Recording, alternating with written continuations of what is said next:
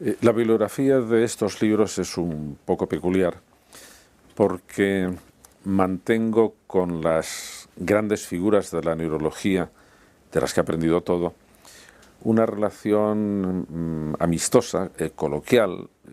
Algunas veces me enfado con ellos, y lo que he querido es traerlos al libro para que figuren como expertos que nos hacen una visita. En este capítulo hay una figura absolutamente asombrosa, que es la de Ramón y Cajal. Ramón y Cajal descubrió prácticamente los fundamentos de la neurología en un momento en que no se sabía casi nada, que no se sabía que las neuronas estaban separadas, se pensaba que era una red única, y él descubrió cómo iba el impulso nervioso, hizo unos dibujos que siguen siendo todavía ejemplares en su minuciosidad, y es el científico español que todavía está más de actualidad en cualquier universidad o laboratorio de todo el mundo. De manera que encantado de que esté con nosotros. Y también está Antonio Damasio. Antonio Damasio es un neurólogo vivo y bastante joven todavía, que ha sido príncipe de Asturias y que ha hecho unos descubrimientos de gran interés para la neurología, para la educación y desde luego para este libro. Y empezó a estudiarlos por un detalle, por una anécdota.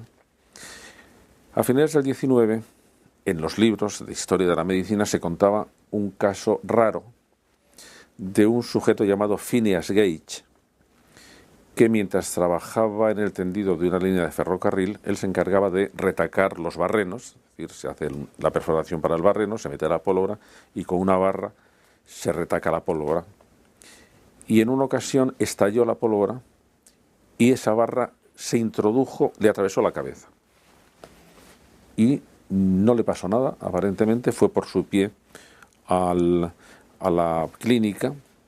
El médico que la atendía, con unos procedimientos muy rudimentarios, le hizo unas pruebas de inteligencia para ver si había quedado afectado y aparentemente no le pasaba nada. Hablaba perfectamente, andaba perfectamente. Lo único que le sucedió es que cambió de carácter. Era un obrero ejemplar, un padre de familia ejemplar, y de repente fue incapaz de mantener el trabajo, rompió su matrimonio. Y Antonio Damasio, con esa curiosidad que tienen realmente los genios, dijo, ¿qué le pasaba a este hombre? E intentó estudiar casos actuales de lesiones parecidas. Y se dio cuenta que le sucedía lo mismo. Había una dificultad para controlar el comportamiento. Descubrió que en estas personas se habían seccionado las vías nerviosas que unen la parte más refinada del cerebro, que son los lóbulos frontales, que son el director de orquesta, por decirlo así, con los núcleos de la emoción que están ahí muy agazapados en el centro del cerebro. Entonces se habían cortado esas vías de comunicación y entonces las emociones iban por un lado y la razón iba por otro lado.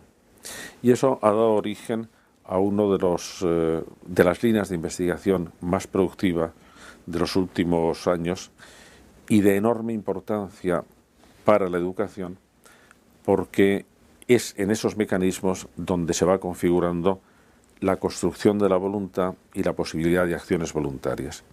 Y una parte de la educación es precisamente ayudar a nuestros niños y a nuestras niñas para que sean capaces de controlar voluntariamente la conducta, porque no es una habilidad con la que se nazca, sino que es una habilidad que se tiene que aprender.